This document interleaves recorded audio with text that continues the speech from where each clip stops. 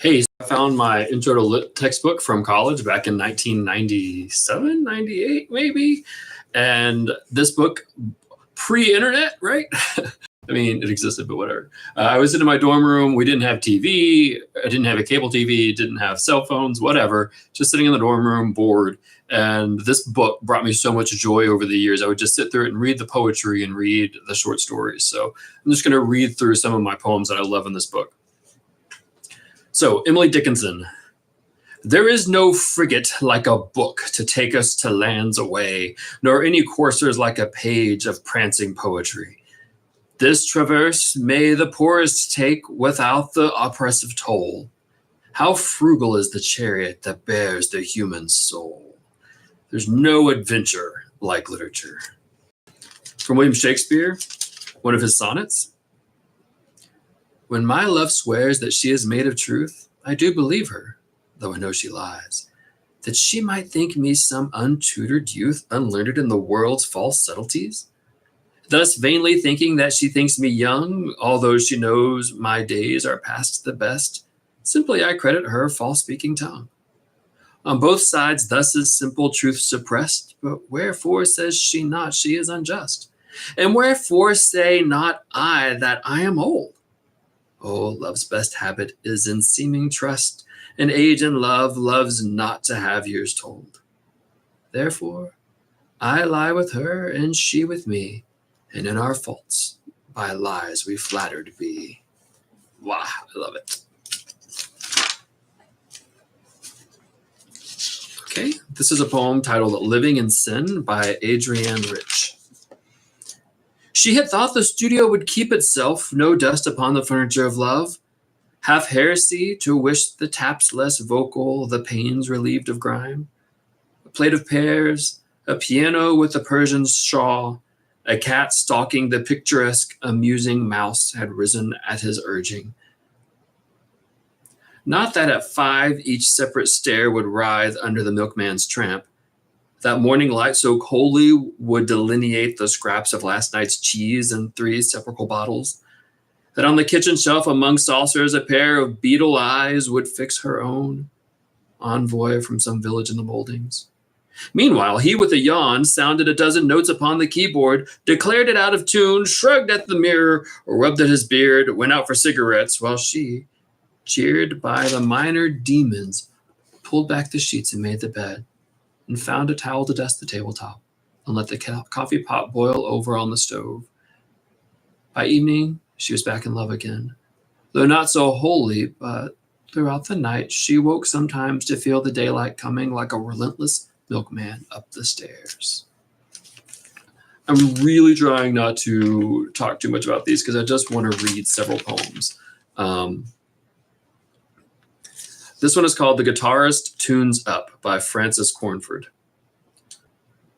With what attentive courtesy he bent over his instrument, not as a lordly conqueror who could command both wire and wood, but as a man with a loved woman might, inquiring with delight what slight essential things she had to say before they started, he and she, to play.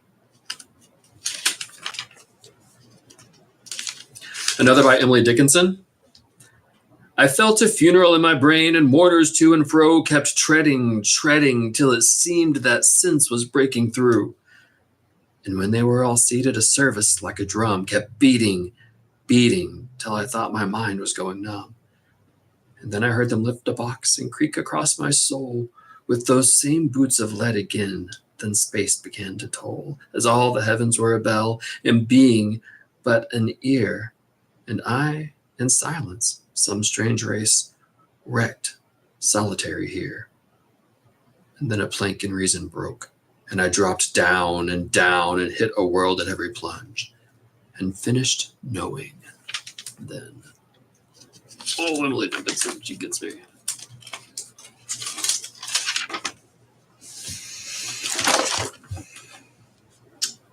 Ozymandias by Percy Bysshe Shelley.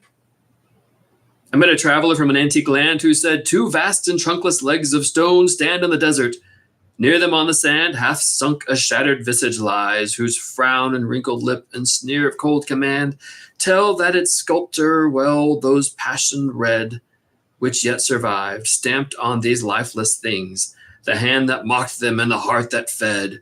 And on the pedestal these words appear, my name is Ozymandias, King of Kings, look upon my works, ye mighty in despair. Nothing beside remains. Round the decay of that colossal wreck, boundless and bare, the lone and level sands stretch far away. Even the greats, even the gods, even the kings, even the rulers are all mortal.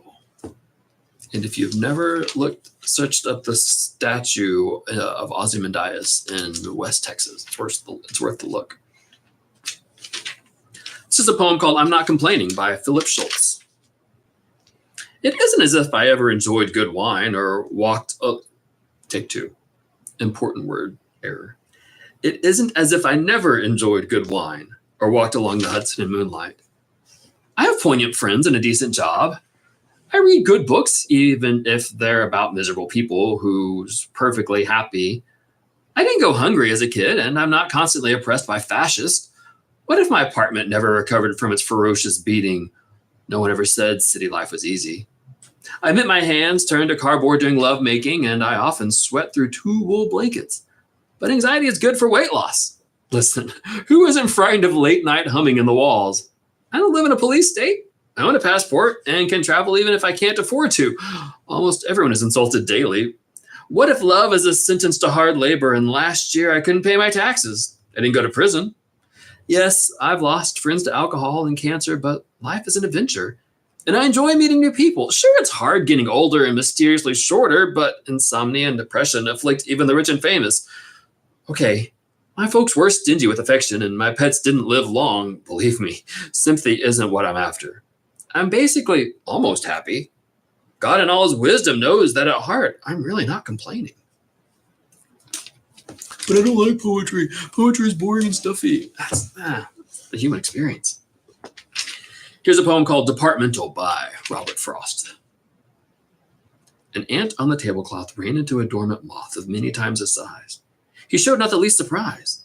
His business wasn't with such. He gave it scarcely a touch and was off on his duty run. Yet, if he encountered one of the hive's inquiry squad, whose work is to find out God and the nature of time and space, he would put him onto the case. Ants are a curious race.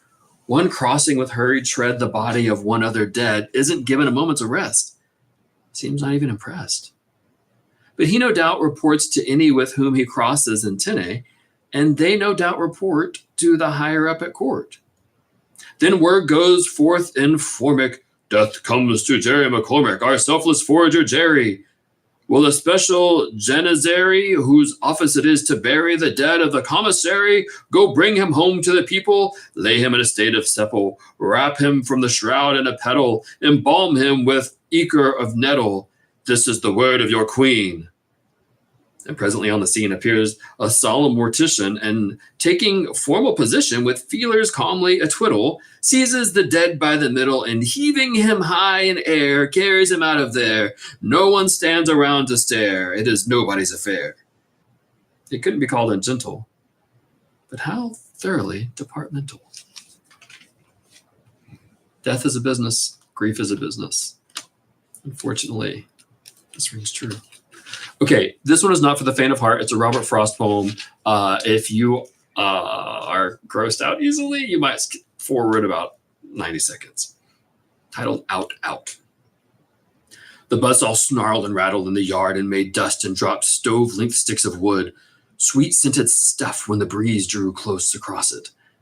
And from there those that lifted eyes could count 5 mountain ranges, one behind the other, under the sunset far into Vermont. And this all snarled and rattled and snarled and rattled as it ran light or had to bear a load and nothing happened. Day was all but done. Call it a day. I wish they might have said, to please the boy by giving him half the hour that a boy counts so much when saved from work. His sister stood beside him in her apron to tell them, supper! At the word, the saw, as if to prove saws knew what supper meant, leaped out at the boy's hand, or seemed to leap. He must have given the hand. However, it was neither refused the meeting, but the hand. The boy's first outcry was a rueful laugh as he swung toward them, holding up the hand, half in appeal, but half as if to keep the life from spilling. Then the boy saw all, since he was old enough to know, big boy doing a man's work, though a child at heart.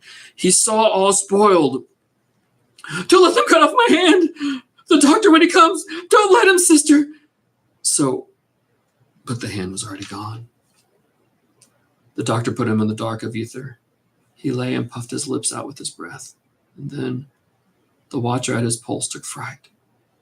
No one believed. They listened at his heart. Little, less, nothing. And that ended it. No more to build on there. And they, since they were not the one dead, turned to their affairs. Life is fragile, life is futile, life goes on, even when it doesn't. Okay, a scene from the Scottish play by Shakespeare. I can say it, I'm not in a theater. A scene from Macbeth. This is after, spoiler, 500-year-old play, after Macbeth learns of his wife's death. She should have died hereafter. There would have been a time for such a word. Tomorrow, and tomorrow, and tomorrow creeps in this pretty pace from day to day to the last syllable of recorded time. And all our yesterdays have lighted fools the way to dusty death. Out, out, brief candle. Life's but a walking shadow, a poor player that struts and frets his hour upon the stage and then is heard no more. It is a tale told by an idiot, full of sound and fury, and signifying nothing. Okay, I've heard many great actors from the Royal Shakespeare Company talk about how you should properly read this piece, and I was all caught up in my brain about whether I should be following Dame Judi Dench or be following Ian McClellan or be following, if you haven't seen this clip, it's hilarious, following David Tennant or following, I just forgot his name, Captain Jean-Luc Picard. Anyways. Okay, this is from John Milton on his Blindness. John Milton is another one of my absolute favorite poets. He went blind because he was writing poetry by candlelight. He also wrote Paradise Lost, which I'll get to in another video. When I consider how my light is spent, ere half my days in this dark world and wide, and that one talent which is death to hide, lodged with me useless, though my soul more bent to serve therewith my Maker, and present my true account, lest he returning chide, doth God exact day labor, light denied? I fondly ask. But patience, to prevent that murmur, soon replies, God doth not need either man's work or his own gifts. Who best bears his mild yoke, they serve him best. His state is kingly. Thousands at his bidding speed, and post o'er land and ocean without rest. They also serve who only stand and wait. Okay, if you don't know this about John Milton, he did go blind writing poetry, and he wrote Paradise Lost while blind. He would compose it in his head, and hundreds of lines, and then recite them to his secretary, who I believe was also his daughter. And she would help edit them as they recited, and he would end up just deleting or destroying most of what he'd written that day. God, he was brilliant.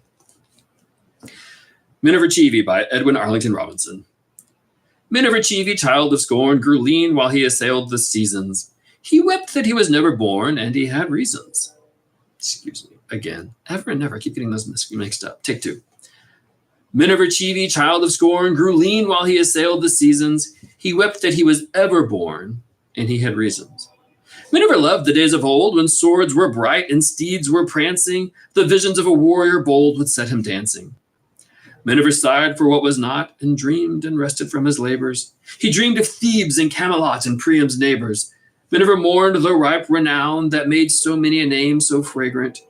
He mourned romance, now in the town, and art, vagrant. Miniver loved Medici, albeit he had never seen one. He would have sinned incessantly could he have been one. Miniver cursed the commonplace and eyed a khaki suit with loathing. He missed the medieval grace of iron clothing. Miniver scorned the gold he sought, but sore annoyed was he without it. Miniver thought and thought and thought and thought about it.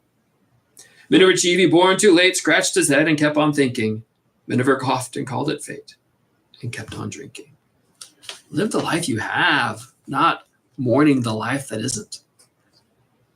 Another from Romeo and Juliet by Shakespeare. Another by Shakespeare from Romeo and Juliet. Romeo says, if I profane with this unworthiest hand this holy shrine, the gentle sin is this. My lips, two blushing pilgrims ready stand to smooth that rough touch with a tender kiss. Juliet. Good pilgrim, you do wrong your hand too much, which manly devotion shows in this. For saints have hands that pilgrims' hands do touch, and palm to palm do holy palmers kiss. Have not saints lips, and holy palmers too? Aye, pilgrim, lips that they must use in prayer. Oh, then, dear saint, let lips do what hands do. They pray, grant thou, lest faith turn to despair. Saints do not move, though grant for prayer's sake. Then move not while my prayers effect I take. That's romantic and the mushy-gushy, lovey style of romantic. And if you hear that or read that and don't picture Leonardo DiCaprio and Claire Danes, what's wrong with you? Okay, here's a poem called The Story We Know by Martha Collins. The way to begin is always the same. Hello, hello, your hand, your name, so glad, just fine, and goodbye at the end. That's every story we know. And why pretend? But lunch tomorrow? No? Yes? An omelet, salad, chilled white wine? The way to begin is simple. Same. Hello. And then it's Sunday. Coffee, the Times, a slow day by the fire, dinner at 8 or 9, and goodbye.